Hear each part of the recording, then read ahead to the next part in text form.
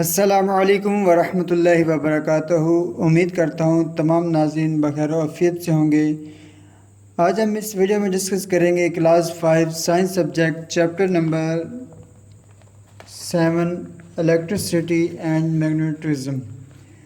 Electricity and magnetism हमारे पास जो फर्स्ट क्वेश्चन है वो है डिक्टेशन का, कि हमने इसमें डिक्टेशन लिखनी है। तो जैसे मैंने फिर पिछली जो वीडियोस थी उसमें बताया कि आपने डिक्टेशन वर्ड्स कैसे लिखने हैं, तो आप उन तरीके को अपनाते हुए डिक्टेशन वर्ड्स अपना क्वेश्चन कंप्लीट कर सकते हैं।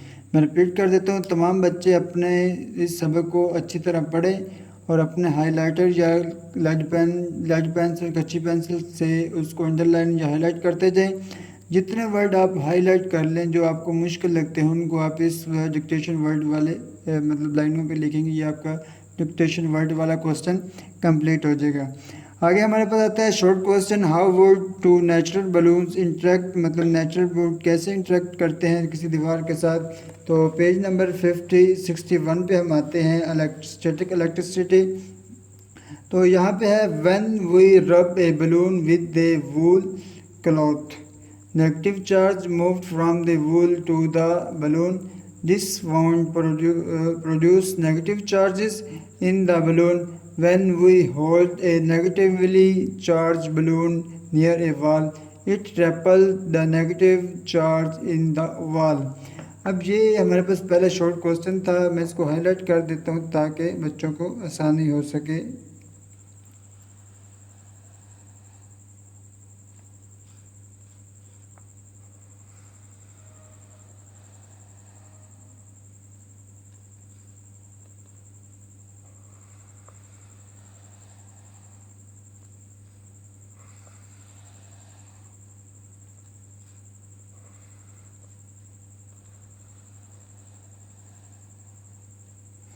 यहाँ तक आपने पहला क्वेश्चन करना है, मतलब पहले क्वेश्चन का ये आंसर होगा, यहाँ तक आपका पहला क्वेश्चन कंप्लीट हो जाएगा।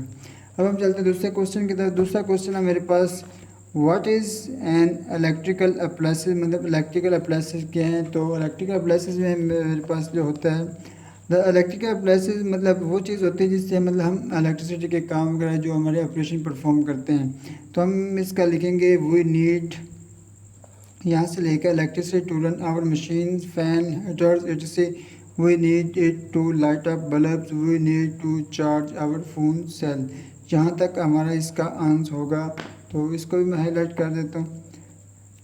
तो इसी के साथ तमाम वालिदैन से मैं यही कहूँगा कि इस चैनल हमारे IQS ऑफिशियल चैनल को सब्सक्राइब करें और जितने भी आपके अजीज़ व क़रीब जो बच्चे पढ़ते हैं उनके साथ शेयर करें ताकि उनके इल्म में भी नॉलेज में इजाफा हो सके।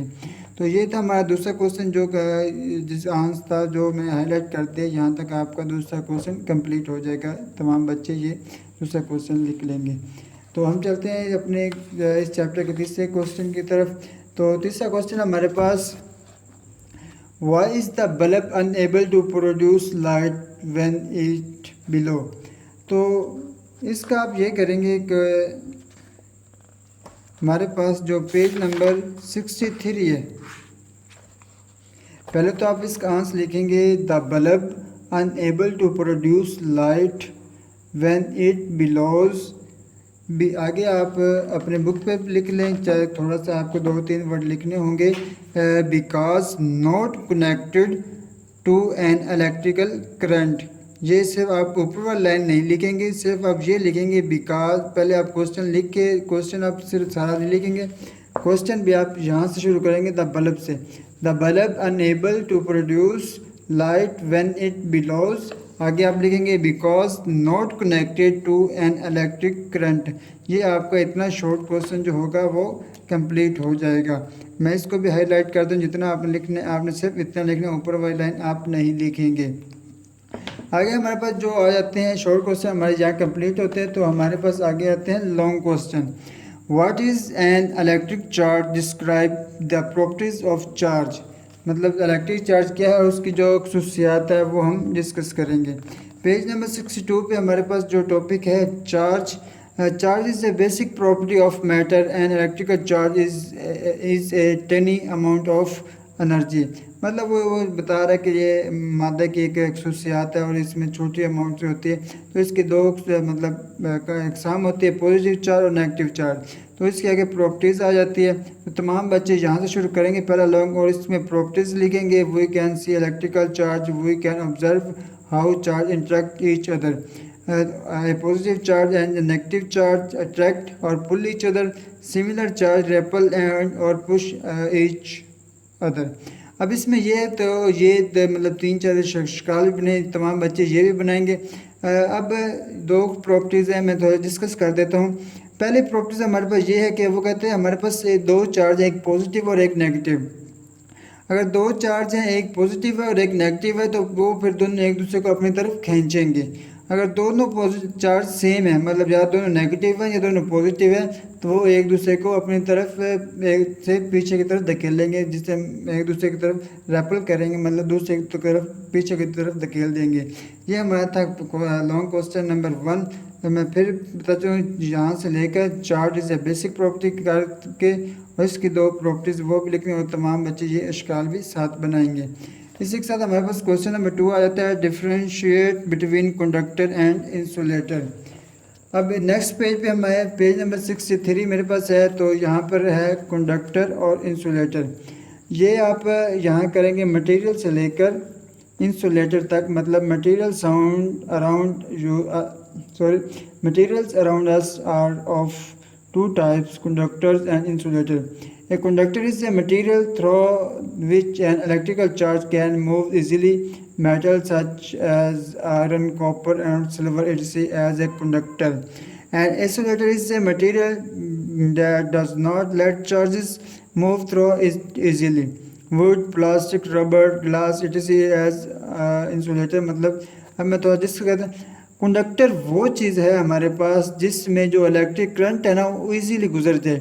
अब फॉर एग्जांपल हमारे पास कोई लोहे की चीज़ है, कोई तांबे की चीज़ है, सिल्वर की चीज़ है, उसमें जो करंट है ना वो इजीली पास हो जाता है। जैसे हमारे पास वायर होती है, हमारे जो घर में अक्सर बोर्ड में लगी होती है, तो वो हमारे पास कंडक्टर होती हैं। आगे जो दूसरे नंबर पर आता है इंसुलेटर। इंसुलेटर वो मटेरियल होता है जिसमें हमारे पास जो करंट है वो इजीली ना गुजर सके। फॉर एग्जांपल हमारे पास लकड़ी है, प्लास्टिक है, रबड़ है, इनमें से जो करंट है इजीली बहुत मुश्किल से गुजरता है, तो ये हमारे पास इंसुलेटर आ जाती हैं।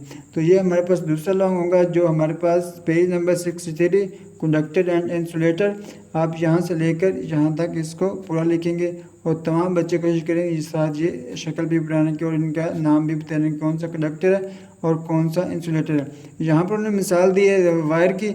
अब वायर के अंदर जो सिल्वर और तांबे की मतलब लोहे की वायर होती है वो है कंडक्टर, जो ऊपर रबड़ होता है वो हमारे पास आ गया इंसुलेटर। ये हमारे पास है दूसरा लॉन्ग। अब हम चलते हैं अपने तीसरे लॉन्ग की तरफ। जो हमारे पास क्वेश्चन नंबर 3 है वो हमारे पास है, explain the types and uses of magnet. मतलब मैग्नेट के अक़साम और उसके जो इस्तेमाल है वो बयान करें। तो पेज नंबर 68 है मेरे पास, टाइप्स ऑफ मैग्नेट। अब there are 3 types of magnet, 3 आ जाते हैं इसमें, temporary, permanent and electromagnetic. 3 types है जो हमारे पास मैग्नेट की अक़साम हैं। तो पहले आप टेम्परेरी मैग्नेट मतलब करेंगे इसमें। तो magnet material such as iron can be magnetise by sliding. ये मतलब उसमें जो टेम्परेरी होता है, मतलब जैसे हमारे पास मैग्नेट होता है तो उसके हम कोई भी कील के पास ले जाए तो वो फौरी उसे अपनी तरफ अट्रैक्ट कर लेते, मतलब खींच लेते, तो वो हमारे पास टेम्परेरी मैग्नेट आ जाता है। अब टेम्परेरी के बाद हमारे पास जो दूसरा इसकी टाइप्स आती है वो हमारे पास है परमानेंट मैग्नेट। अब परमानेंट मैग्नेट में क्या होता है कि फॉर एग्जांपल कोई भी चीज़ होती है, मतलब वो एक दूसरे कोई से चीज़ को अपनी तरफ अट्रैक्ट कर लेती है, मतलब मुकम्मली के लिए, मतलब हमेशा के लिए, तो वो हमारे पास परमानेंट के लिए मैग्नेट में आ जाती है। अब तीसरा आ गया इलेक्ट्रोमैग्नेटिक। अब इलेक्ट्रोमैग्नेटिक में ये होता है कि मतलब हम जो इलेक्ट्रिक करंट यूज़ करके एक दूसरे की तरफ अट्रैक्ट कर रहे होते हैं वो हमारे पास आ जाता है इलेक्ट्रोमैग्नेटिक में। इसके मतलब टाइप्स में ये 3 टाइप्स हो गए। पहले नंबर पर टेम्पोरेरी मैग्नेट, दूसरे पे आगे परमानेंट मैग्नेट, तीसरे पे इलेक्ट्रोमैग्नेटिक। आगे उसने कहा था यूजेस ऑफ मैग्नेट। अब यूजेस ऑफ मैग्नेट आप कहीं भी मतलब इस्तेमाल कर सकते हैं। परमानेंट मैग्नेट के are use to in fridge doors, loudspeakers, headphone, etc. और electromagnetic are use in doorbell, vacuum cleaner, electromagnetic cranes, मतलब मुख्तलिफ़ जगहों पे आपका ये जो मैग्नेटिक है ये इस्तेमाल हो सकते हैं। ये था हमारा क्लास 5 साइंस सब्जेक्ट का मतलब जो समर वेकेशन था वो आज इस वीडियो में कंप्लीट हो चुका है। तो कोशिश करें मतलब इस जितने भी आपके पास ये वीडियो हैं इनको खुद भी मतलब देखें, बच्चों के साथ शेयर करें और बच्चों को पूछें जो भी इनको क्वेश्चन की समझ नहीं आ रही वो हमें कमेंट करें, हम कमेंट दे के फ़ौरी वीडियो बनाएंगे और बच्चों को उनकी जो भी क्वेश्चन में मुश्किल आ रही है वो फ़ौरी उनकी रहनुमाई की जाएगी। तो इजाज़त दीजिए इस वीडियो के साथ। अल्लाह हाफिज़।